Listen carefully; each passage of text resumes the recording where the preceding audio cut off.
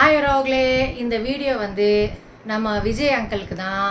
Vijay uncle கட்சியை follow பண்ணுறவங்க, அவங்களோட ஃபாலோவர்ஸ், அவங்களோட ஃபேன், அவரோட தொண்டர்கள், அவங்களுக்கு தான் இந்த ஸ்பெஷல் வீடியோ. நானே ஆல்ரெடி ஒரு போர் பார்த்துட்ருக்கேன் என் லைஃப்பில், அதனால இதில் வந்து தலையிட வேண்டாம் அப்படின்ட்டு தான். என்னைக்கு அவர் ஃபஸ்ட்டு ரேலியில் ஒரு பவுன்சர் வந்து ஒரு தொண்டரை வந்து தூக்கி வீசினாரோ, அவரை பார்க்க ஓடி வந்த பவுன்சர், அதுக்கே நான் வந்து ஒரு வாய்ஸ் அவுட் பண்ணும் அப்படின்னு நினச்சேன். ஆனால் அடுத்தடுத்து ரேலி போயிட்டு இருந்துச்சு. சரி, என்னத்தையோ பண்ணுறாங்க, நம்ம இதில் எதுக்கு இன்வால்வ் ஆகணும் அப்படிங்கிற மாதிரி நான் விட்டுட்டேன். ஆனால் இந்த கரூர் ஸ்டாம்பீட் நம்ம எல்லாத்துக்குமே, நம்ம கோயம்புத்தூரில் உட்காந்துருக்கோம், கரூருக்கும் நம்மளுக்கும் 2 மணி நேரம் 3 மணி நேரம் வித்தியாசம் வருது. ஆனால் எல்லாருமே தமிழியன்ஸ். நம்ம வீட்டில் இந்த மாதிரி ஒரு ஸ்டாம்பீடில் ஒருத்தர் இறந்துருந்தால் எப்படி இருக்குமோ அந்த ஃபீல் தான் இந்த ஸ்டாம்பீட் கொடுக்குது. ஃபஸ்ட்டு வந்து 41 பீப்புள் இறந்துருக்காங்க இந்த ஸ்டாம்பீடில். அவங்க ஃபேமிலி மெம்பர்ஸ்க்கு எங்கள் கோயம்புத்தூர் சார்பாக, சூலூர் சார்பாக, ஸ்ரீதேவி பியூட்டி பார்லர் சார்பாக, அவங்க ஃபேமிலிஸ்க்கு வந்து காட் வந்து உங்களுக்கு ஸ்ட்ரென்த்து கொடுக்கட்டும். நீங்கள் உங்கள் ஃபேமிலி மெம்பர்ஸை, ஒரு ஃபேமிலிலே ஒரு அம்மா 2 பொண்ணுங்க இறந்துருக்காங்க, 1.25 வயசு குழந்தை இறந்துருக்கு. இதெல்லாம் வந்து அவ்வளோ சீக்கிரம் மறக்க முடியாது. லைஃப் லாங் வந்து அந்த ஃபேமிலி மெம்பர்ஸ்க்கு இது ஒரு பெரிய தண்டனை மாதிரி தான் அவங்களோட இழப்பு. ஆனால் ரிப் சொல்லிக்கிறேன், கண்டிப்பாக அவங்களோட ஆத்மாலாம் சாந்தி இப்போ அடையாது. என்னைக்கு கோர்ட்டு வந்து இதுக்கு ஒரு தீர்ப்பு சொல்லுதோ, இந்த இன்சிடெண்ட்டுக்கு யார் காரணம், யார் ரெஸ்பான்சிபிலிட்டி எடுத்துக்கணும் அப்படின்னு சொல்லுதோ, அன்னைக்கு தான் இந்த 41 பீப்புளுக்கு வந்து ஆத்மா சாந்தி அடையும். எங்கள் சார்பாக நாங்கள் வந்து டீப்பஸ்ட் கண்டலன்ஸு சொல்லிக்கிறேன். எல்லோரும் வந்து போல்டாக நல்லா உங்களுக்கு சாமி வந்து ஸ்ட்ரென்த் கொடுக்கட்டும். இதை வந்து டைஜஸ்ட் பண்ணி நீங்கள் உங்கள் லைஃப்பை பார்த்துட்டு போயிட்டே இருக்கிறதுக்கு அப்படின்னு சொல்லி முதல்ல சொல்லிக்கிறேன். விஜய் அங்கிள் பாருங்கள், உங்களை மாதிரியே நானும் பிளாக் ஷர்ட் போட்டு வந்திருக்கேன். அங்கிள் நீங்கள் வந்து ஃபஸ்ட்டு பிரச்சாரம், ஃபஸ்ட்டு ரேலி, ஃபஸ்ட்டு கேம்பெயின், அதில் வந்து உங்களை பார்க்குறதுக்கு ஒரு தற்குறி, உங்களோட தொண்டர் அவர் வந்து கம்பி மேலே க்ரீஸ் தடவுனா கூட பரவாயில்ல, கீழே விழுந்து செத்தாலும் பரவாயில்ல அப்படின்னு உங்களை பார்க்குறதுக்கு வந்து அந்த துண்டை, உங்களோட கட்சி துண்டு, அது துணி, அதை போடுறதுக்கு ஓடி வரும்போது உங்களோட பவுன்சர் வந்து அப்படியே தூக்கி, என்னமோ பொம்மையை தூக்கி நம்ம வீசுவோம்ல, அந்த மாதிரி பொம்மையை தூக்கி வீசுகிற மாதிரி ஒருத்தரை வீசினார். அவர் உயிர் பொழைச்சிருப்பார். ஆனாலும் அந்த ஸ்பாட்டில் நீங்கள் வந்து ஏதாச்சும் ரியாக்ட் பண்ணிங்களா? அவர் மேலேயும் தப்பு இருக்குது, பவுன்சர் மேலேயும் தப்பு இருக்குது. பவுன்சரை வேலை நீக்கம் பண்ணிங்களா? அந்த தொண்டர் அவருக்கு அட்வைஸ் கொடுக்குற விதமாக நீங்கள் வந்து மைக்கில் எல்லாத்துக்குமே நீங்கள் அட்ரஸ் பண்ணி இந்த மாதிரி பண்ணாதீங்க, உங்கள் விஜய் தான், தூரத்துலேருந்து பாருங்கள், இல்லைன்னா மொபைலில் பாருங்கள், டிவியில் பாருங்கள், அப்படி நீங்கள் சொல்லலாம்ல. அப்படி அன்னைக்கு நீங்கள் அட்வைஸ் பண்ணியிருந்தீங்கன்னா இந்த மாதிரி தொண்டர்கள் வந்து மேலே ஷீட்டில் மேலே ஏறி, ஜென் செட்டில் மேலே ஏறி இந்த மாதிரி அட்டகாசம் பண்ணாமல் இருந்திருப்பாங்களே. நெரிசல் ஒரு பக்கம் இருக்கட்டும், ஆனால் இப்படி வந்து அவங்க உயிரவே, இப்போ ஜென் செட்டில் மேலே ஏறும்போது சப்போஸ் கரண்ட்டு பாஸ் ஆகி அந்த இடத்துல ஒரு ஃபயர் ஆக்சிடெண்ட் நடந்திருந்தா எத்தனை பேர் இறந்துருப்பாங்க? இப்போ அதில் ஒரு 10 பேர் இறந்துருக்காங்கன்னா எத்தனை பேர் இறந்துருப்பாங்க? ஒரு 1000-2000 பீப்புளுக்கு மேலே இறந்துருப்பாங்கல்ல. ஃபயர் ஆயிருந்துச்சுன்னா, ஃபயர் அந்த மாதிரி ஆயிருந்துச்சுன்னா, கரண்ட்டு பாஸ் ஆகி, அப்போது நீங்கள் வந்து என்ன சார் லீடர்? விஜய் அங்கிள், நீங்கள் என்ன விதமான ஒரு லீடர்? உங்களுக்கு வந்து உங்களை நம்பி வரவங்கள கண்ட்ரோலே பண்ண தெரியல. ஒரு கிளாஸ் ரூமில் டீச்சர் இருக்காங்கன்னா அந்த டீச்சர் வந்து 40 குழந்தைங்களுக்கு டீச் பண்ணுறாங்கன்னா அந்த 40 குழந்தைங்க முதல்ல அமைதியாக உட்காரணும், அதுக்கப்புறம் தான் கேட்கணும், அதுக்கப்புறம் தான் அவங்க மண்டையில் ஏறுறது இருக்கணும். இப்போ நீங்கள் தான் லீடர் அப்படின்னா நீங்கள் தான் டீச்சர். இவங்க குழந்தைங்களுக்கு ஈக்குவல் வந்து இந்த தொண்டர்கள். முதல்ல டிசிப்ளின், முதல்ல அவங்கள செல்ஃப் கண்ட்ரோலோட எப்படி நிப்பாட்டணும் அப்படிங்கிறதே உங்களுக்கு தெரியலையே விஜய் அங்கிள். இது ஃபஸ்ட்டு பாயிண்ட்டு. அதுக்கப்புறம் சரி உங்களுக்கு வந்து இடம் வந்து ஒரு ரிப்போர்ட்டர் சொல்லிகிட்டு இருந்தார், ஹிந்து நியூஸ் பேப்பரில் வந்து போலீஸ்காரங்க ரிப்போர்ட்ஸ் கொடுத்துருக்காங்க, நாங்கள் வந்து திடல் கொடுத்தோம், இவங்க வந்து வேண்டான்னு சொல்லிட்டாங்க அப்படின்ட்டு. அது தெரியல அங்கிள், நீங்கள் திடல் எதுக்கு வேண்டான்னு சொன்னீங்க? ஒரு வேறு சேர் கொடுக்க மாட்டாங்க அப்படின்னு நினச்சிங்களா? என்ன நினச்சிங்கன்னு தெரியல. ரோடாக இருந்தால் ரொம்ப கெத்து காமிக்கலான்னு நினச்சிங்களா அப்படின்னு எனக்கு தெரியல. ஆனால் ஹிந்து நியூஸ் பேப்பரில் வந்திருக்கு, திடல் கொடுத்தோம், இவங்க வந்து ரெஃப்யூஸ் பண்ணிட்டாங்க அப்படின்ட்டு. சரி, உங்களுக்கு கேட்ட இடம் கொடுக்கலன்னே வச்சுக்கலாமே. ஃபார் எக்ஸாம்பிள் கொடுக்கல, நீங்கள் வந்து 10,000 பேர் தான் வருவாங்க அப்படின்னு நினச்சி போயிருப்பீங்க. ஆனால் 27,000 பேர் வந்தாங்க. எல்லோரும் வந்து ஒரு பர்சனுக்கும் 2 இன்ச்சு கூட வித்தியாசம் இல்லை, எல்லோரும் இப்படி ஒட்டி நின்றுட்டு இருந்தாங்க. ஹியூமன் வேவ்ஸ் இருந்துச்சு, அங்கே கடலில் இருக்க வேவ்ஸ் மாதிரி இருந்துச்சு. நீங்கள் பேச ஆரம்பிக்கும் போது கரெக்டாக தண்ணி பாட்டிலெலாம் கொடுத்தீங்க, அதெல்லாம் நல்லா இருந்துச்சு அங்கிள் பார்க்குறதுக்கு, விஜய் அங்கிள். ஆனால் உங்களோட ஒரு செக்யூரிட்டி வந்து க்ரௌடு பஸ்ட் ஆயிடுச்சு அப்படின்னு சொல்கிறாரு. ஒரு ஹிந்திக்காரர் போல் இருக்கு, அவர் சொல்கிறாரு. அப்போது ஒரு நல்ல தலைவனாக உங்களை பார்க்குறதுக்கு தான் மக்கள் வந்திருக்காங்க. அப்போ நீங்கள் என்ன பண்ணியிருந்துருக்கலாம்? இது என்னோடய ஒப்பீனியன். நான் உங்கள் இடத்துல இருந்திருந்தா அதுதான் பண்ணியிருப்பேன். உங்கள் கேரவனில் மைக்கில் வந்து அனௌன்ஸ் பண்ணிவிட்டு ஏதோ கேஷுவலிட்டி நடக்குது, நான் வந்து கீழே போகிறேன், நான் வந்து என்னோட பஸ்ஸில் கீழே போகிறேன், நீங்கள் எல்லோரும் என்னை நம்பி தானே வந்தீங்க, இதுக்கு மேலே நான் பேச போகிறதில்ல, நீங்கள் எல்லோரும் வந்து எல்லோரும் மனுஷ சங்கிலி மாதிரி கையை பிடிச்சிக்கிட்டு க்யூ ஃபார்ம் பண்ணி ஒரு டிசிப்ளினோட நீங்கள் வந்து இந்த ஸ்பாட்டை விட்டு ஒருத்தராக சேஃபாக வீட்டுக்கு போயிருங்க அப்படின்னு சொல்லி கடைசி ரசிகன் இல்லைன்னா தொண்டர் போகிற வரைக்கும் ஒரு நல்ல லீடராக நீங்கள் அங்கே இருந்திருக்கணும்ல. உங்கள்கிட்ட வந்து ஒருத்தர் இன்ஃபார்ம் பண்ணுறாங்க, சிச்சுவேஷன் வந்து கொஞ்சம் சீரியஸ் ஆகிட்டுருக்கு அப்படின்னு என்ன சொன்னாங்கன்னு தெரியல. ஆனால் நீங்கள் உடனே உங்களோட சேஃப்டியை மட்டும் பார்க்குறீங்களா சார்? இதுக்கு முன்னாடி இருக்க பொலிட்டீஷியன்ஸ், இந்திரா காந்திஜி, ராஜீவ் காந்திஜி, அவங்களுக்கெல்லாம் என்ன நடந்துச்சுன்னு நீங்கள் பார்த்துருக்கீங்க தானே? ஒரு லீடர்னால் அப்படி தான் இருக்கணும், உயிருக்கு பயந்து இருக்கக்கூடாது, சரிங்களா?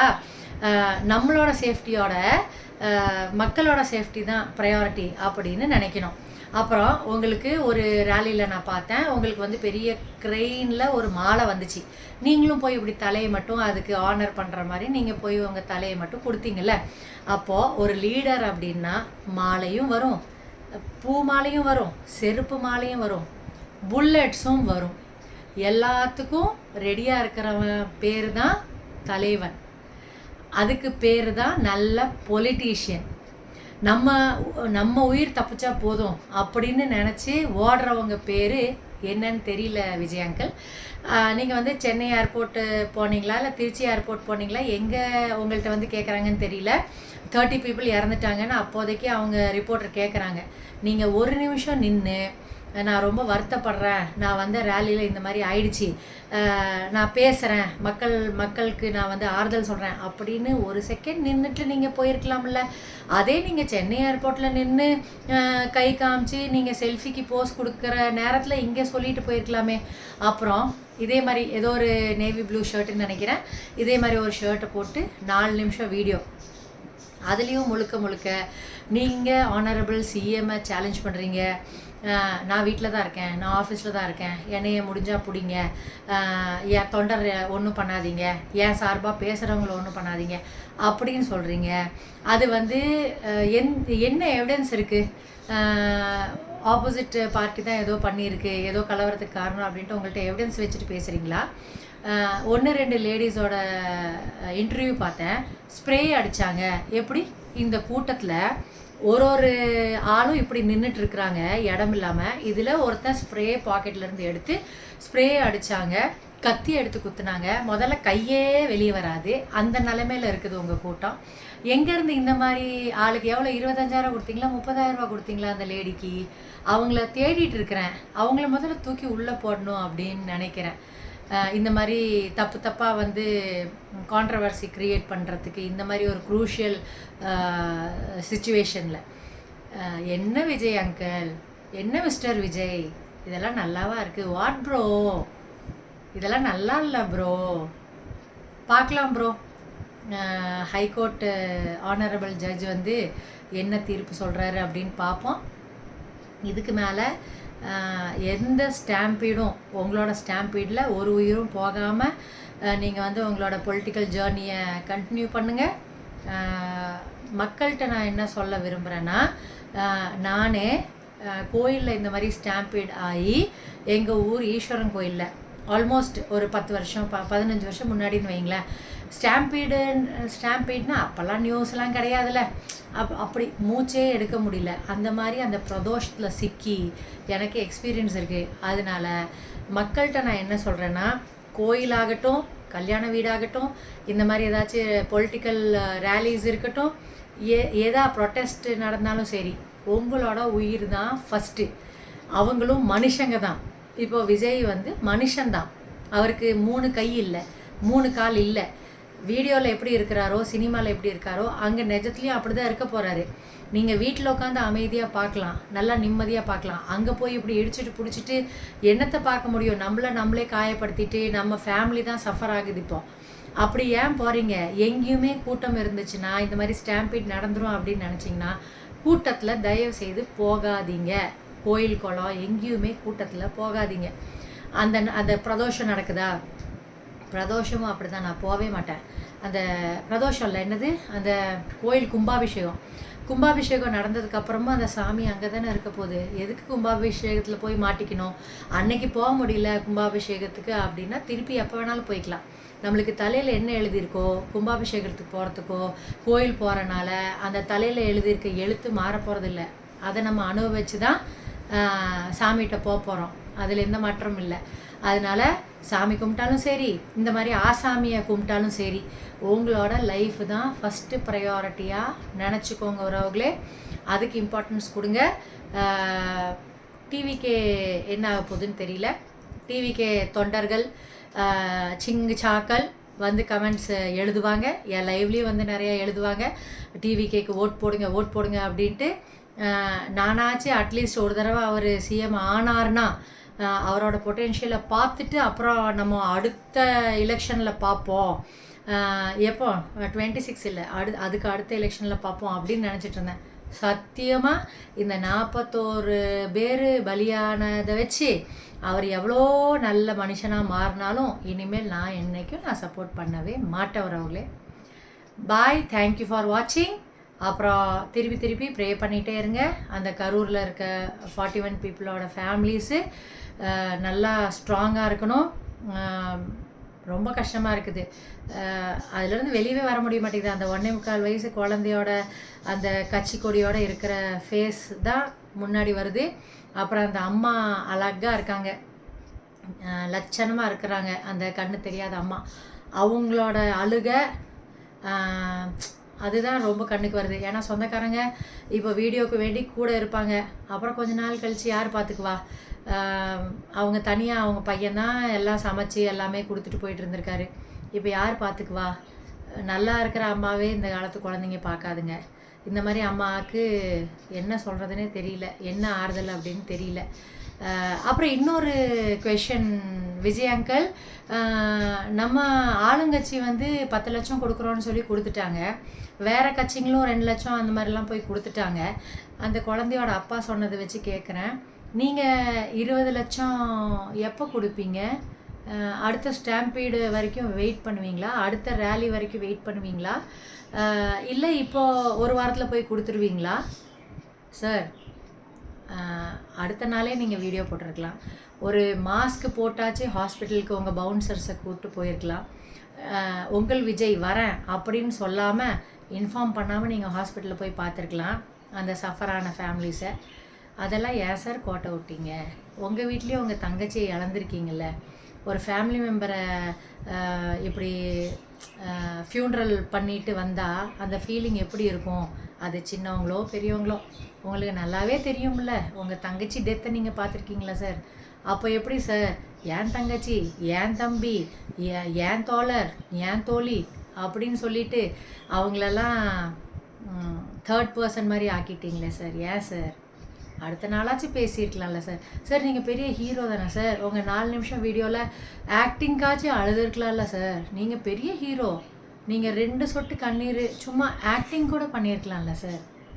இதெல்லாம் தான் நான் உங்கள்கிட்ட கேட்குற கேள்வியாக இருந்துச்சு. விஜய் சார் உங்களுக்கு போகுதோ இல்லையோ, உங்கள் தொண்டர்கள் 4 பேர் வந்து ஃபேக் ஐடியிலையாச்சும் வந்து கழுவுவாங்க, பரவாயில்ல. ஆனால் எனக்கு தூக்கம் வர மாட்டேங்குது, இதெல்லாம் நான் பேசினேன்னா எனக்கு தூக்கம் வர மாட்டேங்குது. அதனால தான் இந்த வீடியோ. தேங்க்யூ ஃபார் வாட்சிங். ஒராவுகளே பாய், டேக் கேர்.